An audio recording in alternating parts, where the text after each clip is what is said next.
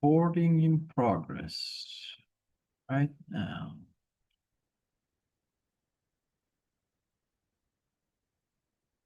Today, we are going to be exploring some of the most fun and low level and fascinating topics about the C programming language. Because C programming language is born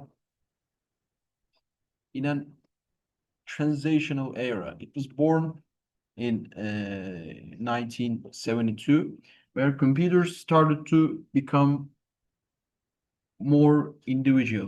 The home computers were starting to be invented, and the computers started to be seen by as general machines rather than some magical machines, niche specific machines that are only held by governments and big corporations to compute the most significant stuff. They were being transitioned in minds from that concept to a more general machine that everybody uses in their homes, a default machine, so to speak. And C was one of the fundamental reasons why computers became this way, because C, for the first time, developed to support the Unix operating system, which we had seen in one of our previous lectures. Unix was the first operating system to abstract out all of the hardware from the programmer's perspective, so that the programmers could write better code more easily, so that programming became a more easier and less time consuming concept and less time consuming job to do. That resulted in many other programs, many programs being programmed over time and being used, being lots of programs being used in a computer. The Unix was revolutionary for this idea as well. It was the first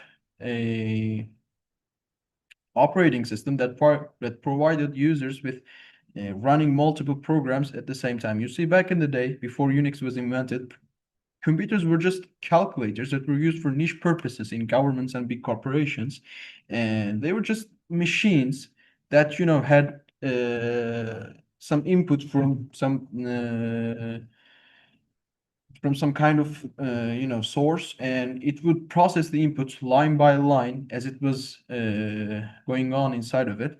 And it was really hard to feed it an input because the interfaces were not yet developed. So you would just develop one program which would take hundreds of pages of code, and you would take that, put it into the program, put it in the computer, which would take hours to boot up and start executing your program. It would take many minutes to execute your program, sometimes days, and then it would yield one result, and then you were done. You were basically done using your PC, not PC. This was not a personal computer. You were done using your machine, and then you would move on to some another job. And if some complex mathematical calculation was needed, it you would again consult your computer, because computers, the idea of a computer being a helpful machine for a person only, was not an idea before 60s and 70s. The first computer ever developed was of a gentleman and a lady in the mid 80s, 19th century, sorry, whose names I cannot remember, but I might as well just try to search it online. Yeah, this woman right over here. I guess her uncle or a Lawless. His uncle was Charles Babbage, and her uncle or her teacher, something like that, was Charles Babbage, and he tried to develop a machine that worked using gears, like gears in mechanics. It's gear, I mean gear, like so, that worked with gears to compute differential equations. And it was not completed by him. It was still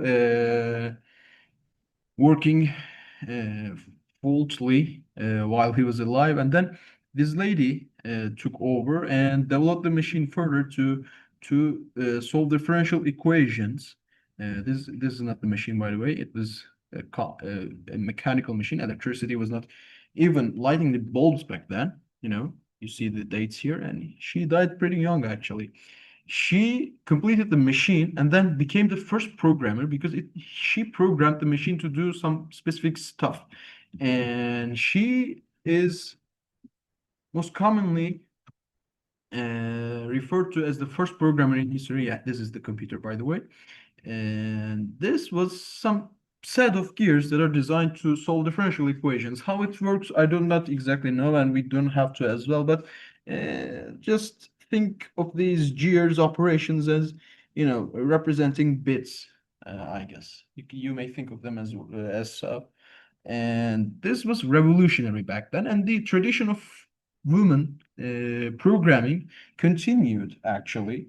You know, back in the day when the transistors were first developed and the first processors were introduced, the programming side of the computer were seen as women's work because it sounded more easier, more, you know, easier and laborish. So I don't want to sound sexist here, but the male inventors, at least most of them, saw programming as a laborish and easy job. So they, by pride, did not want to do it mostly. So they hired women to do that. And instead, they worked on hardware, which makes a lot of early programmers, by early, I mean, by the way, 30s and 40s. Remember, in the computer history, 60s and 70s are not that early. They're in the middle of the computer history. The early days were when the first transistor was developed in the Bell Labs, or like this. Do we have the famous photo? Yeah, we have the famous photo. Or the one when the Enigma was developed. So you see, most of the first programmers were ladies, and Apollo. You see, Apollo's the rocket ship that took us to moon.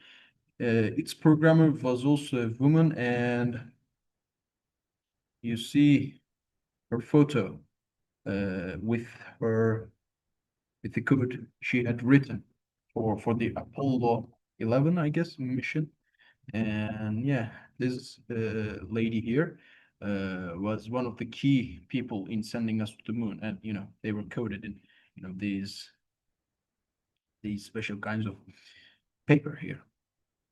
So computers, back to the topic, computers were first developed to do mathematical operations. Enigma was also an example of that.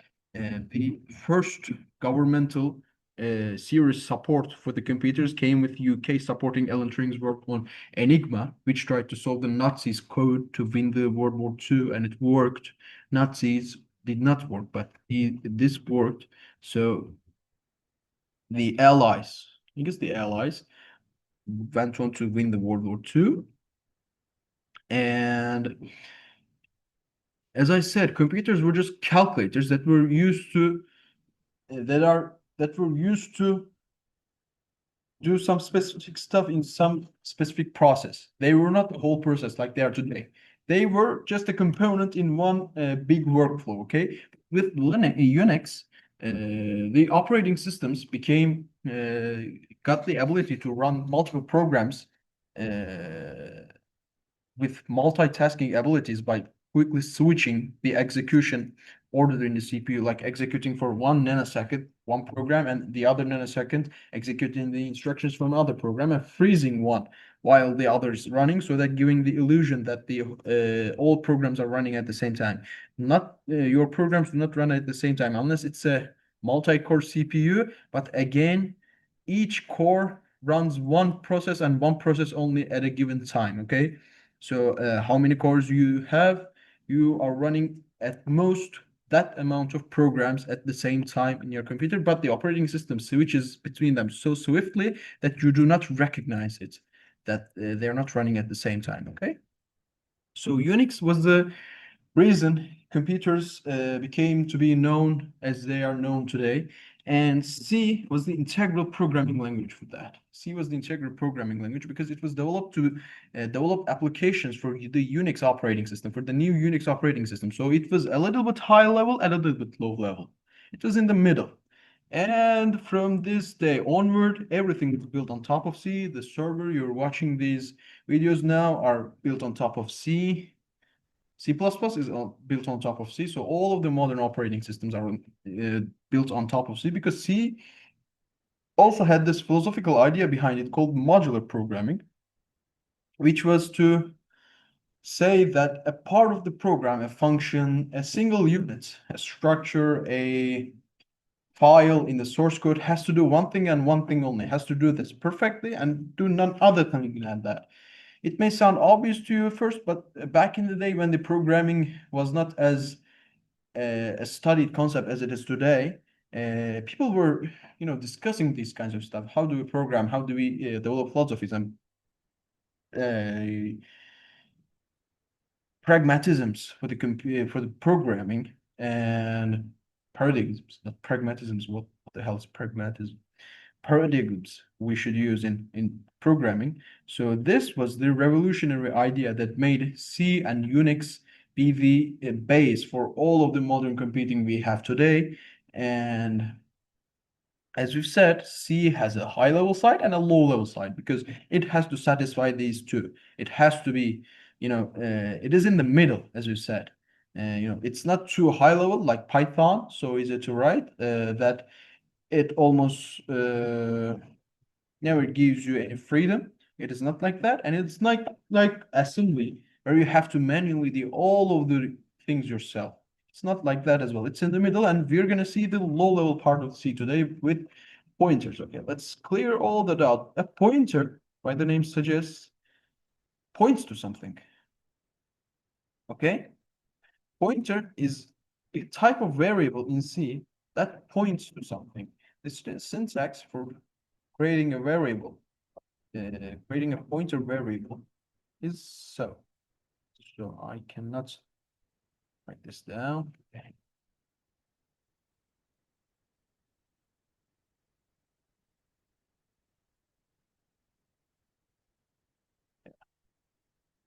Once again, forgetting my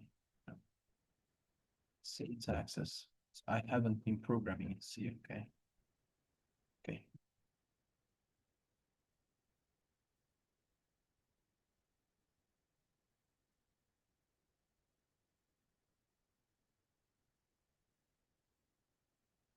Now, pointer is a variable that points to something, and by pointing, we mean it points to some specific region of memory, which is RAM.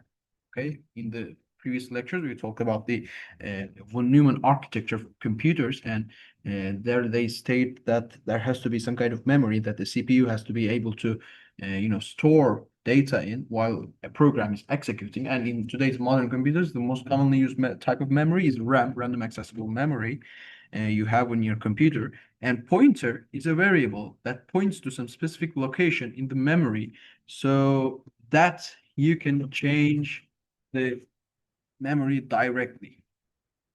We will see why this is necessary in a minute, but before that, we have to see a little bit about memory segmenting. I know we've been going a little bit more onto the how the machine works side than to the actual C code, but as we've said, we want you to know programming it yourself. We are only here to show you the way, okay?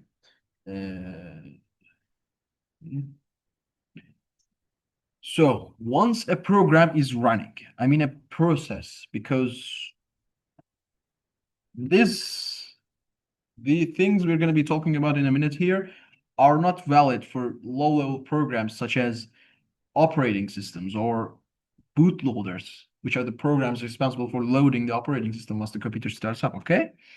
This is responsible for only the processes started by the operating system, because you see a computer is started up as follows. Once you press the power button, a program called BIOS, or in the last 15 years, it has now been almost fully switched to UEFI in most of the computers, runs a hardware check.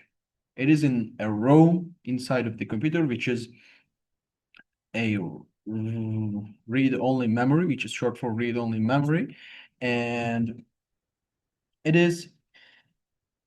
was read-only back then, but now it is readable, read-writable. You see, you can update your BIOS, which means you would be writing in that specific region of memory, and you have a BIOS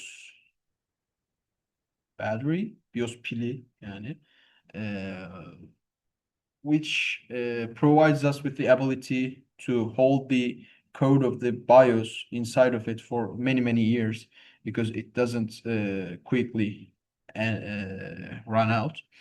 The motherboard of the computer, the CPU, is designed to run first the program inside of the BIOS because it is programmed to do so because the BIOS is the starter of the computer. It first runs a hardware check.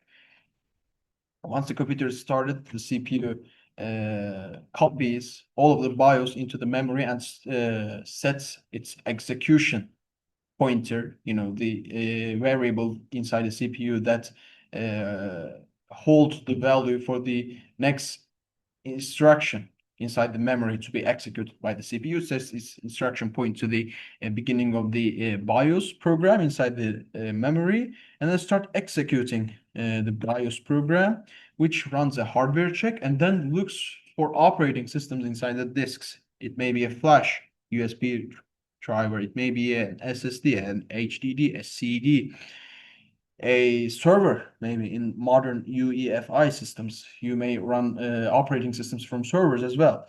And once it finds the first one in its priority list, it loads the operating system's kernel into the memory. But in today's computers, instead of the operating systems, we put bootloaders in there. A bootloader, like grub or Microsoft Preloader, is a program. Sorry, is a program that once again searches, not searches, it's preset actually, your computer for operating systems, and then lets you choose which one to boot. And it, in the modern day, provides some more, additional functionality as well, and it is also customizable in terms of for the most bootloaders in terms of the appearance. But it is something like that pops up. If you're using Windows or Mac, you're probably not seeing this because both their bootloaders are automatically designed to display almost nothing on the screen and just straight up boot the operating system they have. But if you're using Linux, you would see that it pops up, the grub boot pops up, and then asks you which operating system you want to choose.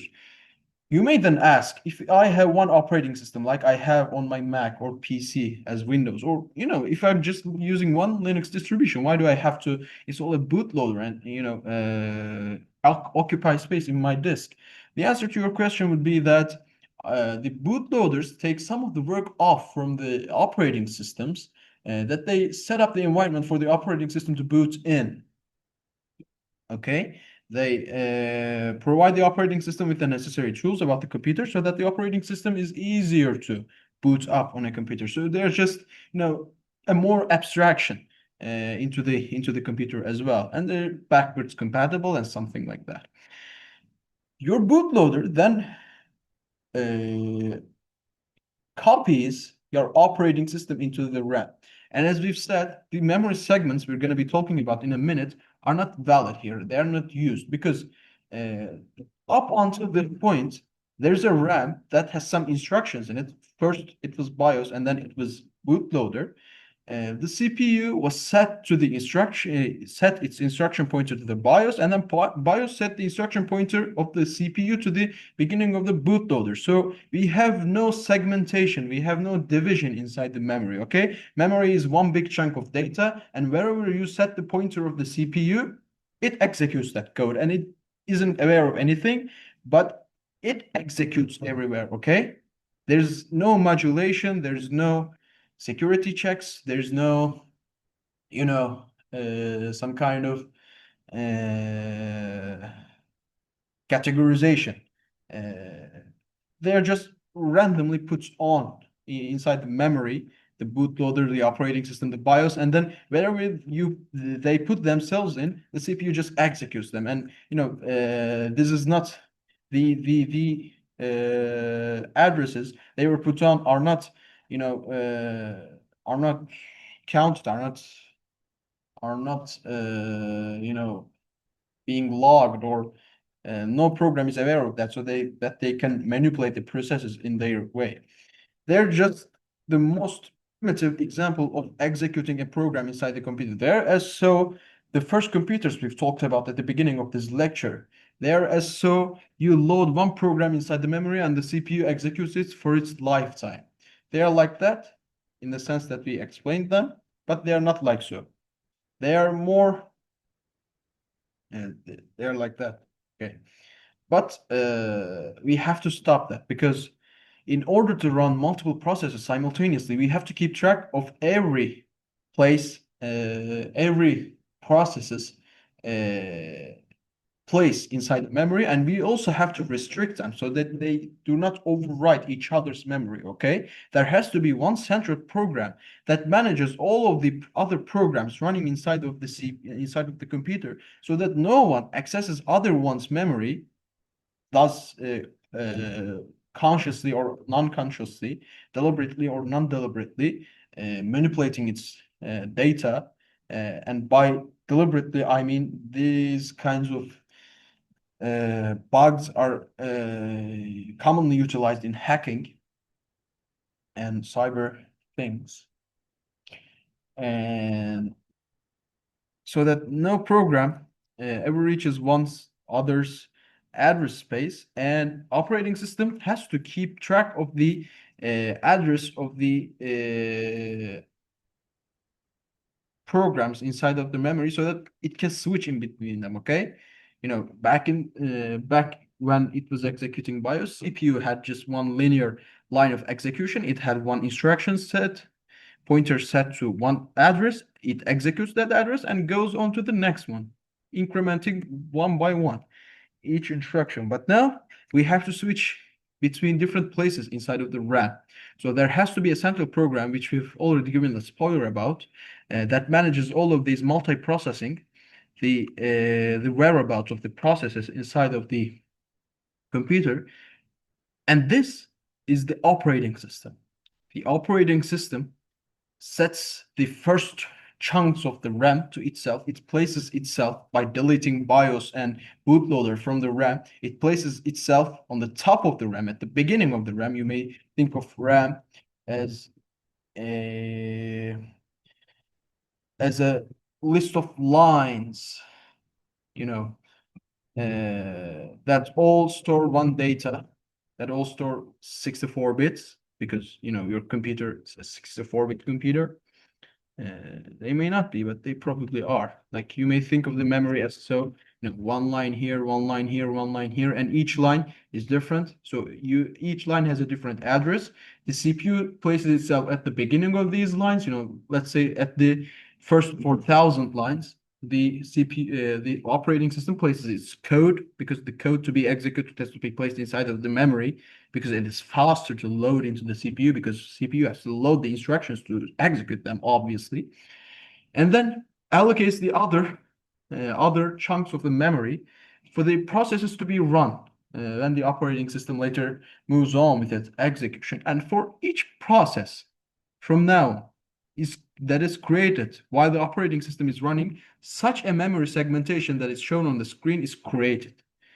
I'm once again repeating this. The operating system does not segment itself in the memory this way.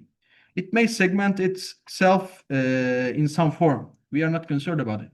We are concerned about the processes which are run by the operating systems, how they're segmented inside of the memory. We have talked about this a lot, because I had to stress this, that this segmentation is not what the bootloaders, the operating system, the BIOS do when the computer boots up. Okay, this is completely separate, and separate for our processes. And a process is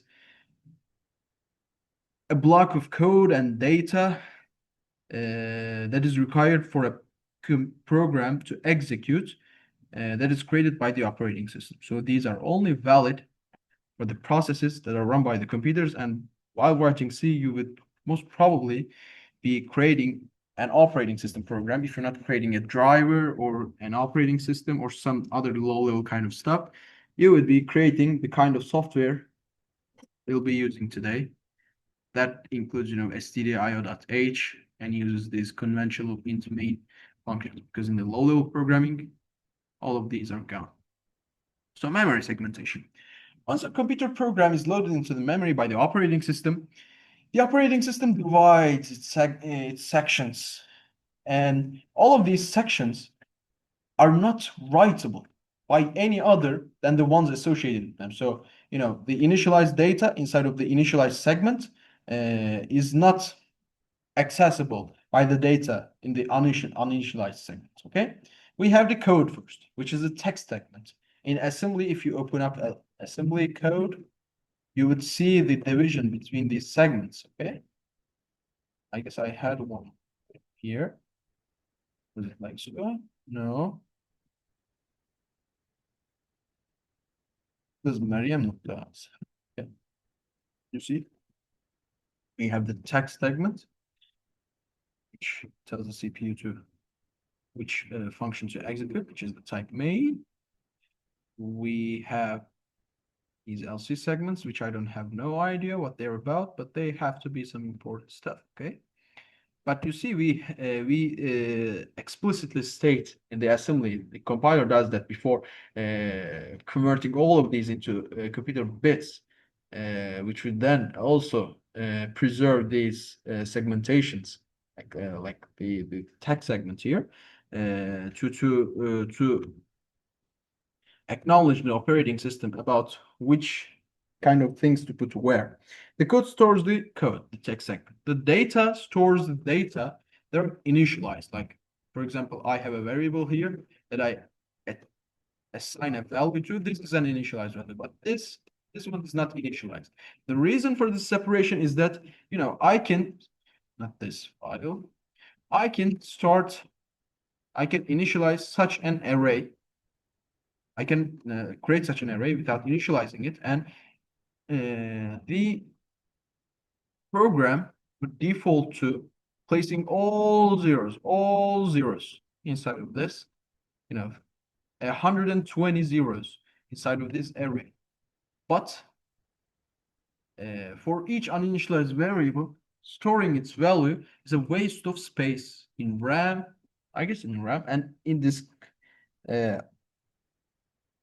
Definitely. So what the operating system does is that it does not store any values for the uninitialized data, but it only states that these variables exist and they are not initialized. Thus,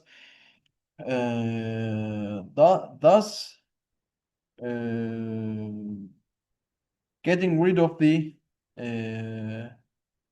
requirement to store all of the data for one big chunk of variables called uninitialized ones. Okay, these separation exists for that reason. The stack is where do we have a stack here? A stack of books. Okay, this is a good example. Stack is a type of data which is named so because it resembles a stack of books stacked on top of each other, which implies that the stack can, when accessing a variable, data from a stack, you can only access the one at the top and then pop it and then remove it from the stack and then access the one at the one level down than the previous one you have selected. Okay, stack works so you pick the uppermost one before picking any others. You have to pick the uppermost one, and when putting data to the stack, if you're thinking about it as an array that is stacked on top of each other, you have to put the next value to the top, and before taking that, you cannot take any of the previous ones. Okay, stack is such a kind of data, and we have the stack here for storing local variables of functions. For example, I have a function here called getLine underscore. I have no variables. I have no arguments, sorry. I create variables here. This is stored inside of the stack. Okay. These are also stored inside of the stack, by the way, because they're not static or global. In the previous segments, we talked about these uninitialized and initialized BSS and data segments. Only the global, which are the variables written outside of any function, and the static variables.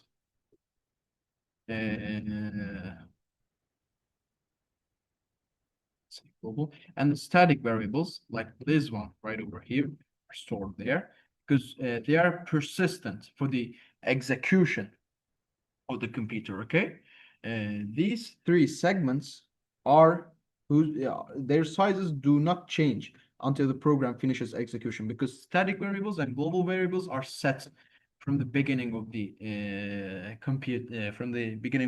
execution of the program, because there are only certain number of static and global variables. You may ask, there are also a certain number of inside the function variables, like these one and these ones.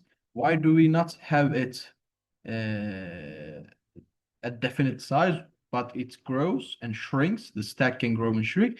The answer to your question would be, like, for example, if I finished executing this getLine function right over here, which, let's say, was called from the main function. If I finished executing that, why would I keep the variable that was created inside of this getLine function? I can just trash it out for not using more memory than needed. Okay, because once I finished executing that, I don't need the stuff inside of it. So the stack shrinks, and once the function is recalled, the stack is once again grows, because it needs to hold the new values that are created in the newly execution of this function right here. And lastly, heap is where the function malloc uses to create new space. We don't know about malloc yet, but malloc is a type of function in C. You may not see it in other languages, but because many other languages, like Python, for example, deals with allocating space for you. Because sometimes you don't know the size of the variable you want to create. Okay, you want to create an array in the memory, but you don't know the size, what it would be. But it can only be determined at the runtime based on the user's input, based on the size of some file on the disk. It may change from environment to environment. In this situation, you use the function malloc to allocate space for your new variable. The function malloc, we'll see it later. And it uses the heap segments. There's one drawback. Once you use the malloc function, after you finish using that chunk of memory, you have to free it. Otherwise, while you're not using it, the allocated space would still be seen as in use by your process and would not be allocated for any other process, so that it would create what we call a memory leak. That is the program using too much memory than it needs, that it prevents other processes from doing their jobs. Okay, and we have Stack Overflow, as you know, is famous site. Stack Overflow is actually an error. That means that the stack, due to an intolerable amount of function calls, that a program passed the allowed limit for the size of the stack. So this is actually a pretty common and infamous error that we may just see here. It's a type of buffer overflow that occurs when a computer program tries to use more memory space in the call stack that has been allocated to that stack. And we can see that image as well. Okay. So we have these memory segments. All of the variables inside of our computer are stored in these memory segments, and pointers are variables that store the addresses of certain variables inside of these memory spaces. While using your regular variable here, let's repeat that. While using your regular memory A here, you do not have any idea about where this actually is located inside of your memory. But by using a pointer, you may know exactly where it's located, and you may ask, why the hell do we care? And the answer to your question would be, this is not Python, okay? You, for example, want to call a function here that, copies string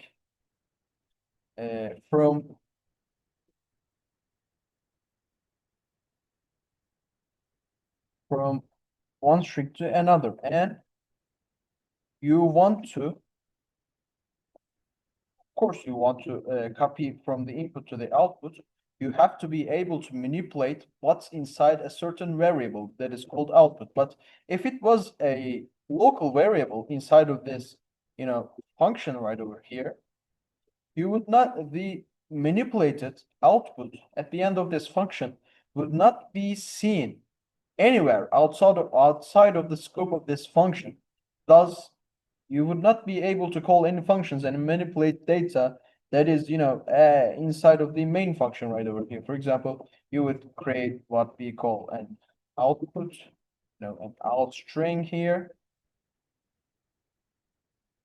and you would have a normal string that is hello world. And once you wanted to copy that to the out string and you use this function, if you have not passed the pointers to that, if you do not pass the pointer to that output string to the function you're calling, it would copy your const char hello world to the output, but only to the local copy of the output that only exists while this function here is executing and ceases to exist when this function returns, when this function exits. Okay, so by using pointers, you have to manipulate different, you are able to manipulate different parts of the memory, thus creating changes that are globally seen by every part of the program and not just the function that is running currently. Okay.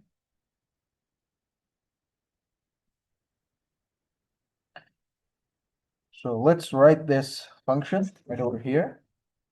And by the way, strncopy is a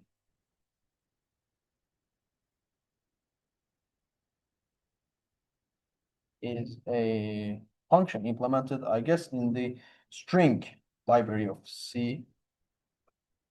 And we divide this by this. I guess this works. No. Okay.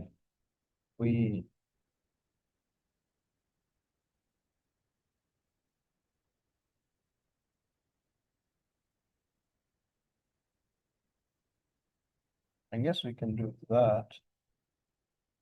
Hold on a minute here. This is work. Okay, this works. You see, in getting the, to get the size of an array in C, we have to do this right over here, which is to,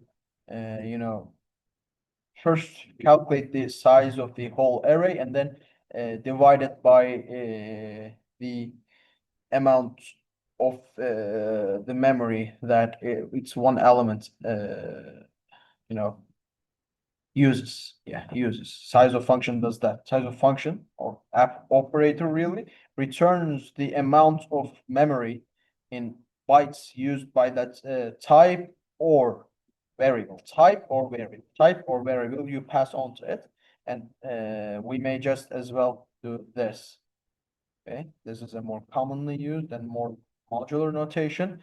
Why do we do that? Why do we pass this? Because from architecture to architecture, from platform to platform, to where this program is compiled, the amount of the space occupied by a certain type can change. Okay. So we pass on that. This would just mean that we are giving it the size of our array, size of our string, which is an array of characters. Okay, so sorry. We first start out by for int I equals 0, I is less than n, and I plus plus, and we just not char, and not output I is input I, and turn 0 because the entire process was successful. If there's some unsuccessfulness here, like check for whether the amount of number of characters we want to copy from the input to the output accesses the amount of characters that is present inside of the array, then we can write then we can give an error and exit by saying that buffer overflows. Buffer overflow is a common and infamous error, which is a pretty big example, pretty big thing for people who do not want to use C. That it is pretty easy to make your C program insecure.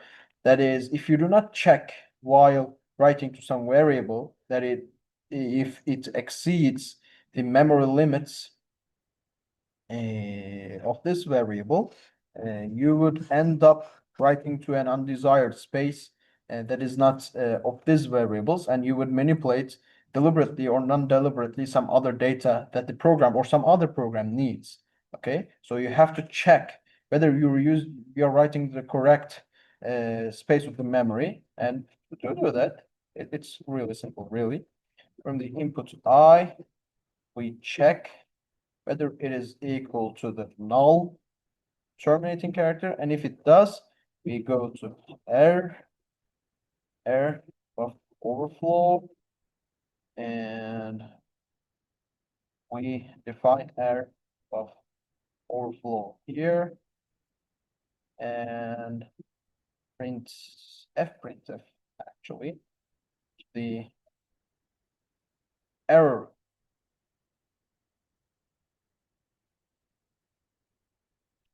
to write to the error, standard error. You may remember this from the previous lecture. To write to the standard error, we bring that buffer overflow in copying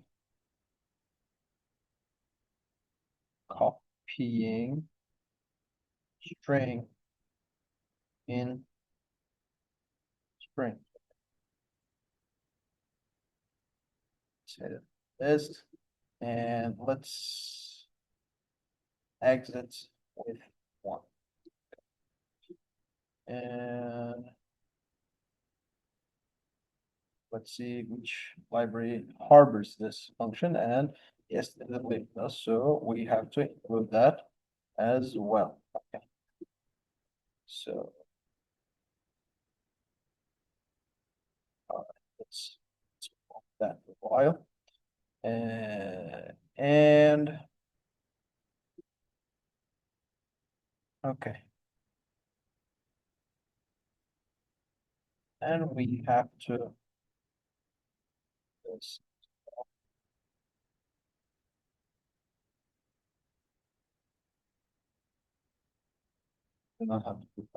So this code is pretty insecure right now.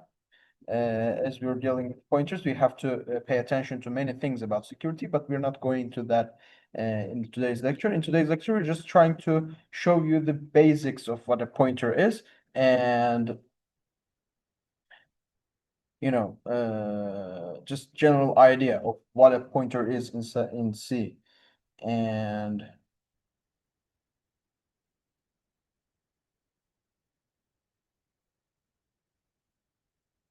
sorry.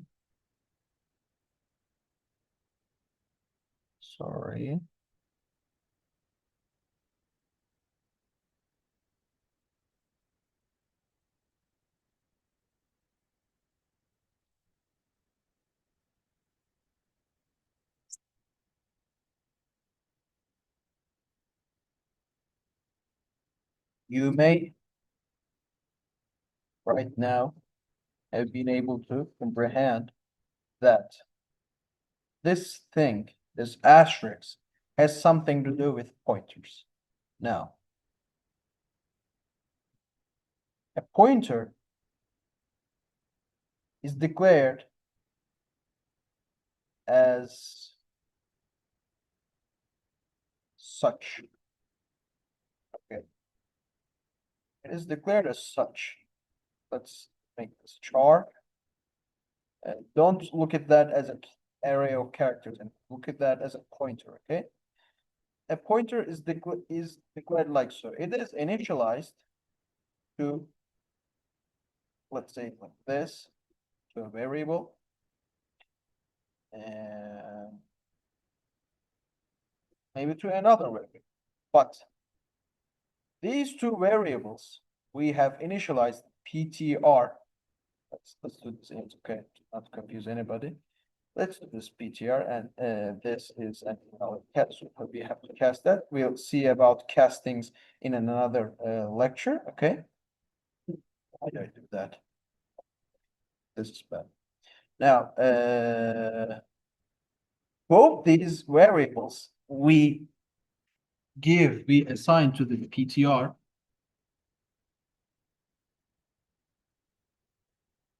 are pointers actually. This is also pointer. This is all obvious from its a declaration by using the asterisk, but this is an array right over here, which we've talked about in the previous lecture a little bit.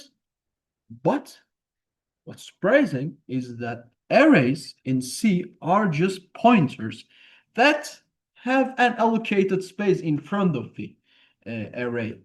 The allocated space is defined. This is determined by the size of the array we initialize it to. But in arrays in C are just pointers, or at least the variable itself, the value stored inside of this so-called array variable, unlike Python or some other language or other languages, is just the pointer, to the first space, to the first element of this array, okay? So the value stored inside of the string is actually a pointer. We can print the pointers like so, and it would point to the space where H is stored, okay? We can see that by using this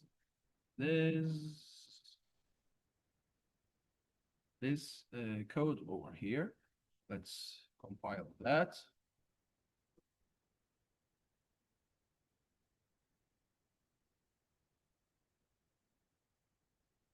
Address of H is this thing. It's in hexadecimals, and it represents some address inside of the computer memory, and this is the address of the H. So if we were to, want to print the address of the second element of the array, we would get the next address by 1 byte of this array, because there's 1 byte in between, because the string occupies 1 byte, if I'm not mistaken. I cannot determine whether I am or not. at the moment because my brain is not that working. But an array is just a pointer to the beginning of to the first element of that array, and this is why C sometimes, if you're not careful, be insecure. We will see that in the future lectures, but C sometimes may be insecure because of that. The array variable is just a pointer to the first element of the array and nothing more. So by using like such a notation, this would be valid, and this would compile to be a valid C code that would be executed by the computer. So you're accessing actually the variable that is stored 100 bytes past that of the first element of the array string. So you're accessing actually somewhere that you're not supposed to be accessing, and which is insecure to access because you do not know, unless in some specific case, what you're accessing to. This is what makes C insecure if you're not careful enough, okay? This is some significant thing that you have to pay attention to. And this beautifully shows that the string, the name string, is just a pointer to the first element of the array because we have something called pointer arithmetic. Let's see, okay? The expression this is quickly converted to this in C, okay? Because we have something called pointer arithmetic, and we can add numbers to pointers so that, you know, instead of the, you know, I can add a pointer to the to a number to the pointer that so that I can get the address of the next segment of the memory by a difference of the amount of space occupied by the type of that pointer.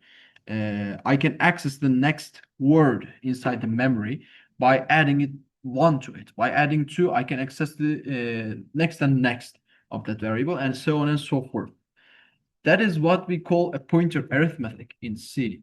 And by this, we can also access many areas we do not have to be accessing, okay? You're not supposed to be accessing, okay? And arrays are just pointer arithmetic. Array indexing is common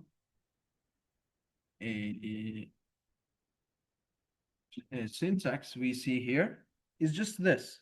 It is converted quickly by the compiler to the second expression. It is just pointer arithmetic, simple pointer arithmetic, really.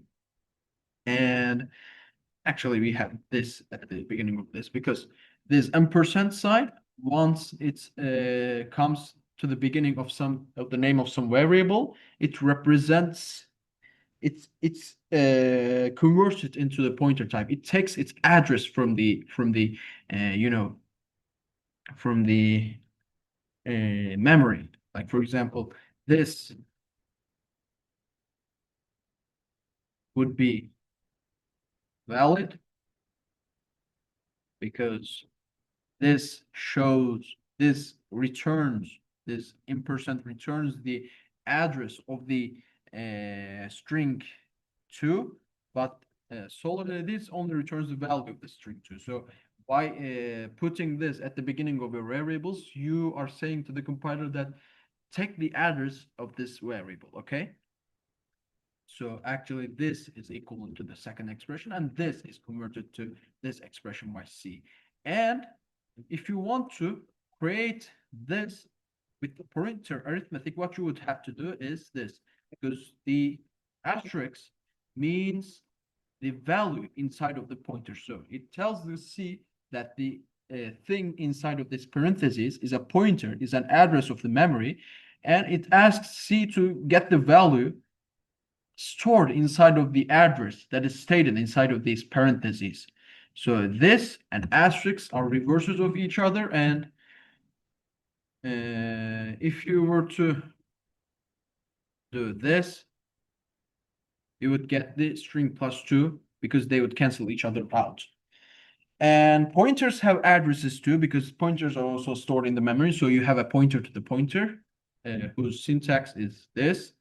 And as we'll see in the future lectures, also is the syntax for array of arrays, because I think it's obvious. And last thing we want to see, why isn't give error? Last thing we want to see, yeah, we can have differences of pointers so that you can understand how many bytes are in between. I don't know why would you want to do that. Maybe you're trying to, get the size of a string, so you subtract the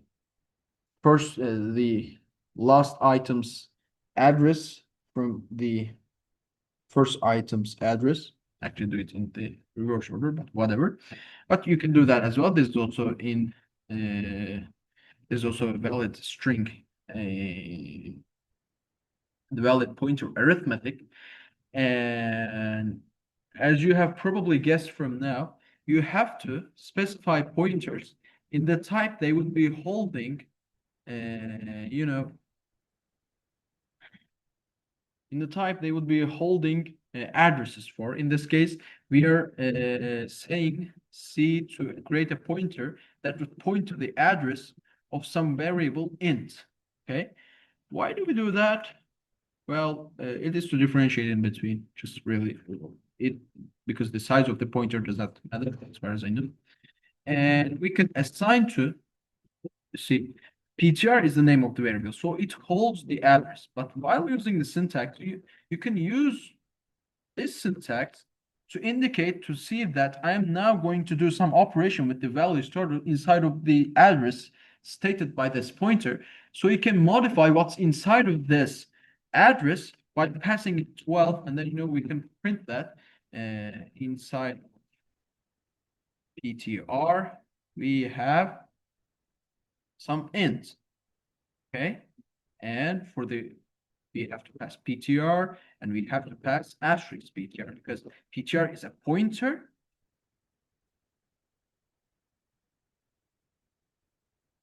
And we have the PTR as a pointer, so it's solely as a pointer, but when we put the asterisk, it gets its value from the memory and uses it as an integer.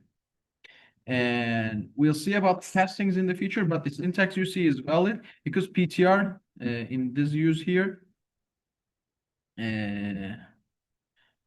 is defined to be an integer pointer, while we are storing inside of it a pointer to, let's say char. We have to cast it. We have to convert the type. You can think of it as this in Python.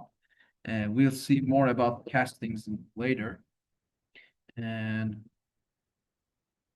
we can also initialize the pointers to nulls. No, cannot do that actually.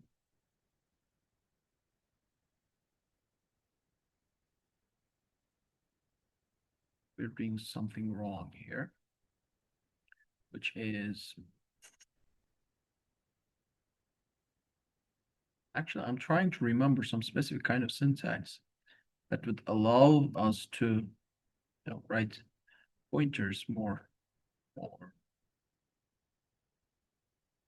conventionally. I guess we don't seem to have a choice other than to create a normal variable first, like number that is 12, and then create a pointer to that number like so.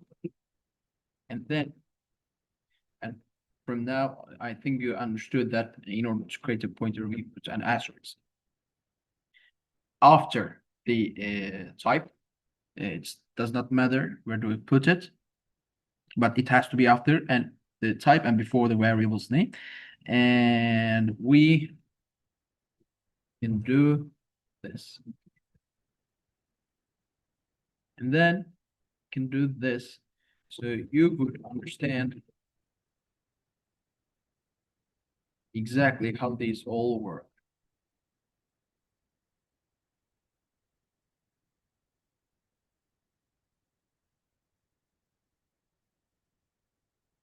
I'm doing this so that you are able to exactly see that this actually points to the address of the number of the variable number, and when we manipulate the address using pointers, the thing inside of the number actually changes. And we can also do this as well to dereference it. We call this dereferencing. And no, it was this. Like, one of these is referencing and the other is dereferencing. And we can do this to show that both are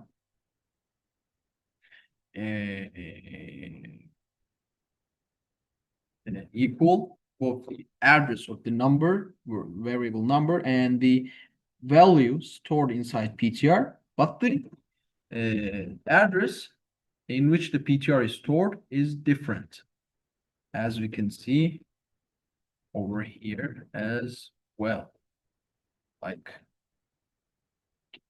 this. And inside of this address, we have 13. The value of the number is also 13. And you can see these addresses are both equal because they are the same thing. But PTR is stored in some different address because it's a different variable. You have to understand this. PTRs, pointers, are different variables actually. They're stored in some separate space. So you have to make good use of them. Otherwise, you would be consuming a waste amount of memory. So let's do this, and then let's put the dot string. See if it. We have to do this as well.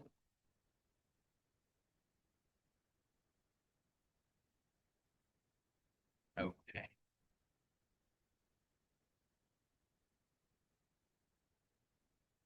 Oh, this is only defined inside of this, so this. I'm always forgetting these because I haven't been programming much in C, which I really like to do. Hopefully, I will be beginning to do that in, in today. We do.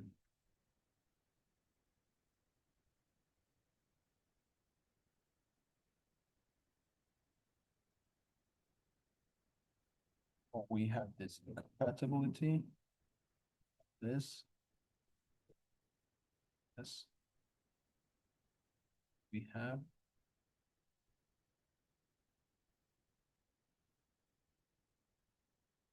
We have to alloc things. Okay, so I guess we'll have to be explaining malloc this.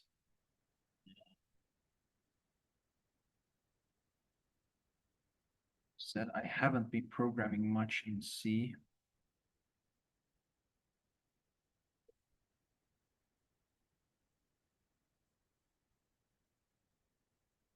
Okay, I guess this works.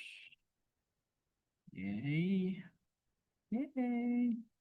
So let's cast that into char because I guess it returns the void pointer. Yeah, so it returns a void type of pointer.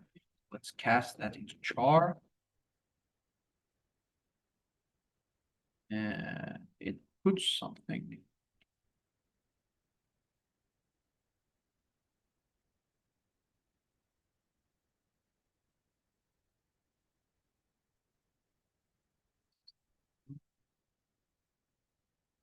And loading copying strings. Okay.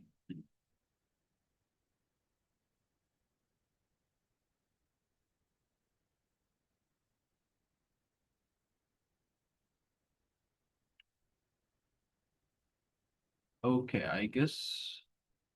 Sorry, I'm just really not been programming in C. I guess we can just remove that. And we're gonna be talking about it more in another lecture anyway. So we see. I just have to remember error handling and secure code writing in C, because as I said, I forgot a lot about it, and I have to study them before coming to the lecture. These were just No, not the things I wanted to talk about here, but it came to my mind while writing the code, and I said, let's try that, but it didn't work. Okay.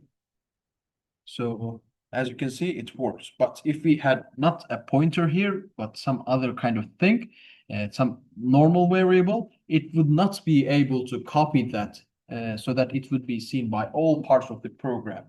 Okay. And some important note here, once you've done using the malloc function here, you have to free the malloc, as we've said in the memory segmentation part, because otherwise program would crash and it would be consuming lots of memory, and we can display that actually by this code right over here.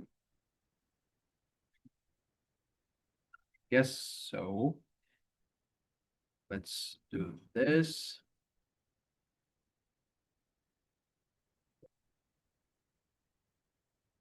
Let's do this. Okay, I'm gonna be trying to use as much RAM as possible. Why make that? Let's set this to 100 and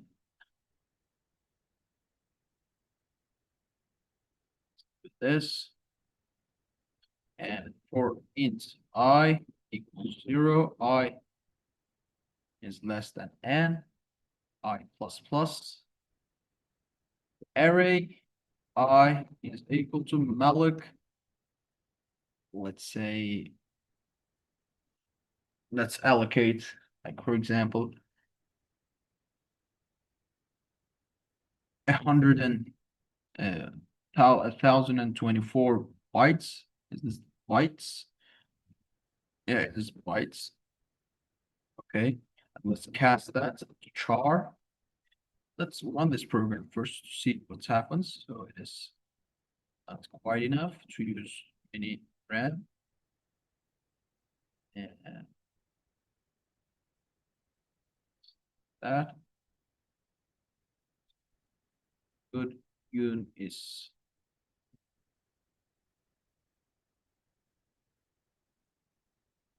std. In Windows, you have to be writing include windows.h, and actually to do that, you can do a more modular kind of code. So like you have in order to use the sleep function, which waits for a specified amount of seconds while the process is running in GNU systems, you have to in Linux systems we have to use this unistate library, but in Windows we have some other library called windows.h, and in order for your code to be not platform specific, you have to check for if you're compiling for Windows or Linux, and you have to include your library as so. So I guess it was something like, I don't remember, but I guess it was something like this.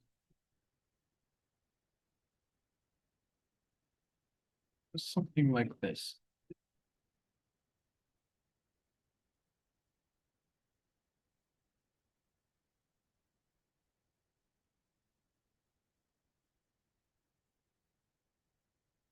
I guess it has to be something like this. I'm not sure. We'll see. We'll see by trying that. You're right now seeing how a program is written actually. You don't know all of the things right away. You slowly search them on the internet. I haven't been writing in C so much.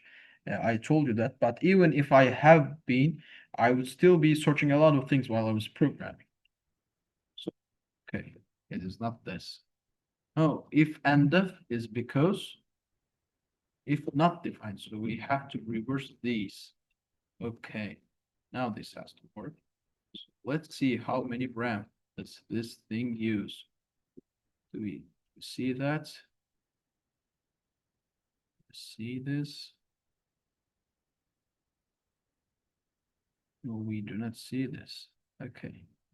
We have some pulse audio. Alacrity. Oh, it's using some RAM over here. It's which ones? By the way, this is like the task manager of you know of Linux, and it's using right now.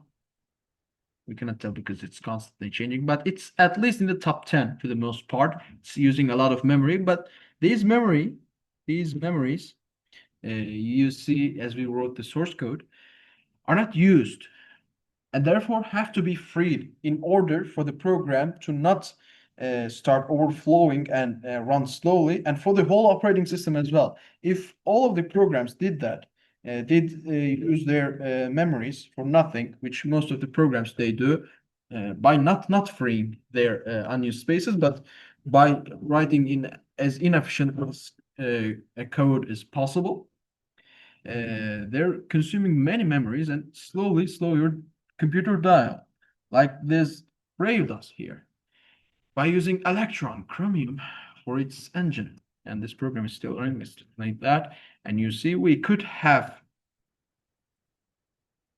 freed all of that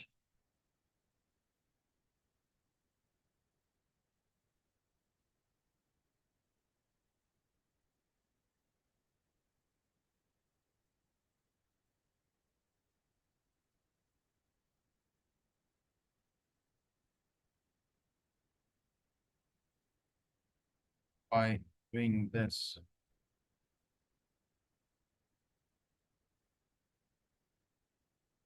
Okay, whatever. Still forgetting these. I have to write this. Okay. Where are we going? Yeah. And we forgot semicolon as well. And you see right now, Alacrity isn't using as much RAM as before. No, it does. It does. So I guess our thing was not enough to be able to use more than we expected. So what's that? Okay. You can try to crash your computer by adding more zeros to here. I will not be doing that in order not to ruin the meeting, but you can add more zeros. Actually, this is more than the int can store. So let's do this. You int t t. Oh, for this we have to include another library. Okay, I'm really forgetting all of these C stuff. I have to learn them. It's my favorite language. I haven't been programming much in the last years, actually. For the last 2 years, I haven't been programming much, and I have to do this. Okay. So these are it for the uh, pointers for today, because we have been going through a lot this lecture, a lot of new concepts, so I don't want to push more forward. We will be seeing a lot more in-depth things in the future lectures, hopefully. And this is just the beginning of what is a great world. C, okay? And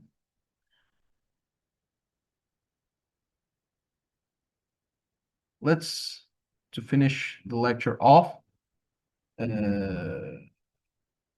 look at the assembly code we have just written here and try to understand it, because I forgot assembly as well. I haven't been programming much in the last 2 years, okay? Not much. Not much. I just haven't been programming in the last 2 years, okay? So sorry about my unreliability. This is the situation. Okay, so we do this. Okay. Let's generate the assembly. And okay, let's say it is ASM and delete all of that. Okay, the split dot ASM. So this is the assembly for the code, right? At the right of our screen. Now, I want to quickly tell you about the dynamic and static linking.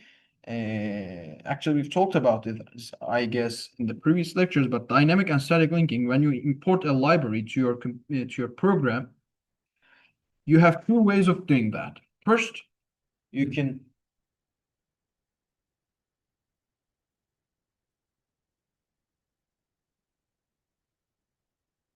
first you can uh, you can copy and paste all of the contents of that library to that executable so that they're as if they were just written into that source code by the programmer, and operating system would not notice anything. But many programs in the computer use the same libraries, so it would consume uh, a lot space from your disk. It would consume a lot, actually, if you were to look at standalone binaries of computers from the internet. So instead of that, and this is called static linking, by the way, static linking is mostly done for low-level programs, drivers, operating systems, and bootloaders, because they have no operating system to dynamically link their libraries to. But other than that, we mostly use dynamic linking today, which is just, you know, attaching a label at the beginning of the file saying that dynamically link this program before running it with this library, and the operating system, once it sees that before beginning the execution of the program, finds that library inside of the operating system. If it cannot find it, it would give an error and terminate the program. And in the sys files, in the system 32, in the Windows folder, in the Macs, I don't know where it is, probably in the ASPIN, the local lib, the lib directories, and in Linux, lib directories as well, because it uses the POSIX and Unix conventions, I guess, mostly for the most part, if it's not official. You would find the libraries, system libraries, defaultly installed, many libraries there. You are not aware of them, but all of these programs inside of your computer use them. The operating system would find the library, paste its contents in RAM, in a space where the program can access it, and program would not be aware that the library was dynamically or statically linked once it sees them all in the RAM in the scope. Okay, so let's see. We declare there's a text section, there's a global function called string copy underscore, and where do we require? Oh, this is before linking. Yeah, this is before linking, so we do not see the labels. I guess it's because of that. For the stdio, ctype, stdlib, and unistd. Okay, this is before linking. So what we see in the string copy, I don't know what we're seeing here. Okay. Now, these are some complicated stuff. I'm trying to understand, but I don't seem to understand anything. But I guess in some way here, we're calling malloc, and we're passing the argument to the EDI register inside of the CPU, because malloc is defaulted to use the EDI register to receive its arguments. And then it does some other magical stuff as well. It calls the sleep here. You know, that is some magical stuff. That is some deep stuff. Some good stuff. Okay. Push Q uses the stack, as far as I know, and move uses the registers, which are small but really fastly accessible storages inside the CPU. So for to the local operations, like adding one to the I or something, compilers mostly optimize the code to use registers for that, because registers are way faster than the RAM, which is way faster than the disk. That's why the programs are loaded into RAM before being executed. And the Puppy Linux is a perfect example for that, because it runs completely in the RAM. But RAM is not enough. always as well. So adds one to, oh, I guess it adds one to some register always because L because RBP I guess stores the I here, okay? Stores the I. The compiler optimized it from being a local variable stored inside of the RAM to the register because it is not required anyway in the program, except for this little for thing. Right over here, compilers do these kinds of optimizations, which are really useful for the program. And then, yeah, you see this RBP register is used a lot. Yeah, you see that here. We first insert the value 0 here, as you can see here. I guess this RBP register is used for the I. Yeah, and then every time the loop is at the end of it, it is incremented by 1. Yeah, so let's try to understand what happens inside of the RBP register. And I guess this RBP register is a 64-bit register, and this 4 at the beginning always accompanying this register means that it will be using the 4 bytes of this register because integer is a 4-byte variable in this architecture. The variable sizes can change from machine to machine in C, and you don't have to worry about it. The compiler will do the work for you to make it portable to other platforms as far as concerned. So it takes the value of RBP, which is I, to some other register called EX, and then it moves EX to RDX, and then it does something with R, and it adds. I guess these are similar, these 4 lines and these 4 lines, because they do the same thing. One of them accesses the outputs I, and the other accesses the inputs I. So I guess one of these registers hold the value of outputs and the other input. And you have to remember here that output and input are just pointers. They're pointing to the beginning of the arrays, so they're just values. They're hex numbers basically, but are treated differently by the compiler while compiling.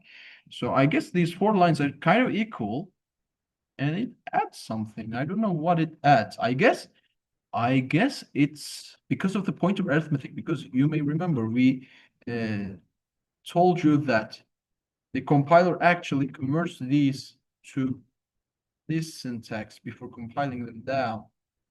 Okay, so maybe it is because of that. It adds the I value to the pointer. Okay, maybe. And then it's something completely, but yeah, it's fun trying to figure what happens here, but it's, and we have the comparing side here. We have the compare instruction here, which compares the RBP again, the I value to EX, which stores the value and no. Yeah. Then it compares them. If it gets a negative result, I guess, it does not go back to L3, which is the inside of the for loop, but if it does, it jumps to the for loop as well once again before coming back to here. I guess it works as so, I guess. And that this is the, of course, the return part of the function. Okay, so we first jump to L2, and L2 starts the for loop and then goes into the for loop by the L3 label, and it does this and then goes back to the L3, and L2 checks for these and then goes back to L3 as well. Really nice. Really nice. Inside of this, we have lots of other for loops as well. So yeah, that's about it, I think. So do you have any questions about this? No. Do you understand what you're doing here? Olmaz ki. Nice. I'm ending the lecture here. Bye. Have a good one.